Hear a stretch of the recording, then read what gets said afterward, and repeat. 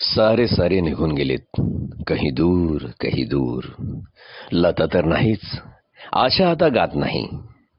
भीमसेन कुमारचे सूर हरवलेत. शिवकुमार हरिप्रसाद ही आता केव्हा तरी. आर डी लक्ष्मी प्यारे शांत झालेत. कपिल गावस्कर तेंडुलकर आता खेळत नाहीत. प्राण कादर खानची दादागिरी संपलीये. अमिताभी आता फायटिंग करत नाहीये.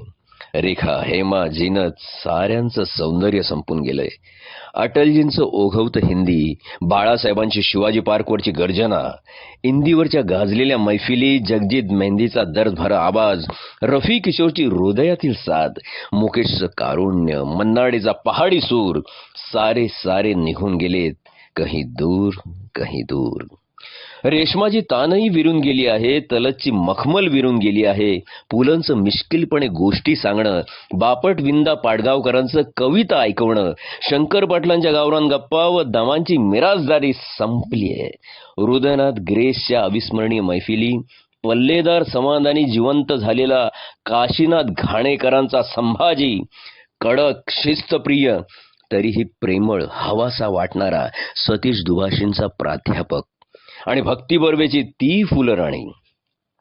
नंदू भेंडेने जिवंत केलेला पुलंचा 3 पैशाचा तमाशा, डॉक्टर आगाशेंचा घाशीराम कोतवाल, विजयाबाईंची हमीदाबाईची कोठी व बॅरिस्टर, जब्बारची अशी पाखरे येती आणि सिंहासन, सिंहासन मधली लागू भटांची जुगलबंदी, सामना मधली लागू फुलेंची आतिषबाजी, पुरुष मधला राकट नाना, चिमणराव प्रभावळकर आणि गुंड्या भाऊ कर्वे, गजऱ्यातले आपटे, प्रतिभा आणि प्रतिमाची सुहासिनी मुळगावकर, आकाश नंदांचा ज्ञानदीप, तबस्सुमचं फूल खिले हे गुलशन गुलशन, आवाज की दुनिया का दोस्त, अमीन सयानीचा दर बुधवारचा आज पहली पायदान पर है म्हणत हृदयाला हात घालणारा आवाज, रविवारचा विविध भारतीवरचा एस कुमार का फिल्मी मुकदमा आणि रेडिओ सिलोनवरचा सैगलचा समारोप स्वर. दर 1 तारखेला न चुकता लागणारं किशोरचं दिन है सुहाना आज पहली तारीख है म्हणून आठवण करून देणं, सुशील दोशी या कानात प्राण आणून ऐकलेला क्रिकेटचा आखो देखा हाल आणि ब्लॅक अँड व्हाईट मध्ये बघितलेली 1983 वर्ल्ड कपची फायनल, कॉलेज बंक करून पाहिलेले मिथुनचे हाऊसफुल पिक्चर, जिनतची कुर्बानी, अमिताभ शत्रूचा दोस्ताना, धर्मेंद्रचा ओरिजिनल 2.5 किलो का हात, जितेंद्र श्रीदेवीचे आचरट विनोद, अमजद कादर आणि शक्ती कपूरची विचित्र विनोदी विलनगिरी, राजेश खन्नाचा रोमॅन्टिक अंदाज, थिएटरमधली 20-20 आठवडे ओसरणारी गर्दी, ब्लॅकमध्ये तिकीट घेताना केलेली मारामारी, सर्व काही आता इतिहास जमा होऊन गेलंय. आठवणीच्या कप्प्यात मात्र सुरक्षित राहून गेलंय. ऊर फाटेसोर धावून फर्स्ट डे फर्स्ट शो पाहणं नाही. आता 1760 चॅनल्सवरून 24 तास सिनेमे आणि मनोरंजन कोसळत असतात. पण त्यामध्ये आता ती पूर्वीची हुरूर आणि अप्रूप नाही.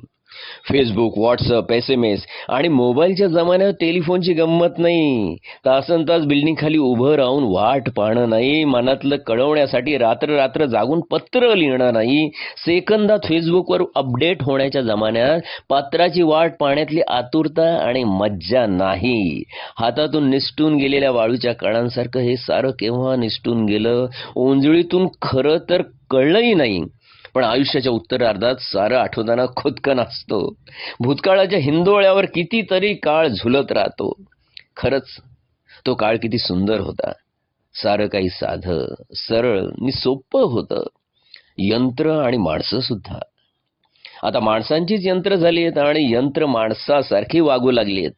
प्रेम, स्नेह, आदर, जिव्हाळा हे शब्द आता फक्त शब्दकोशातच सापडतात.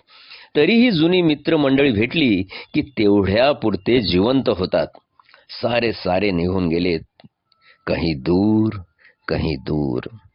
आपल्याच पिढीला हे अनमोल क्षण उपभोगता आले.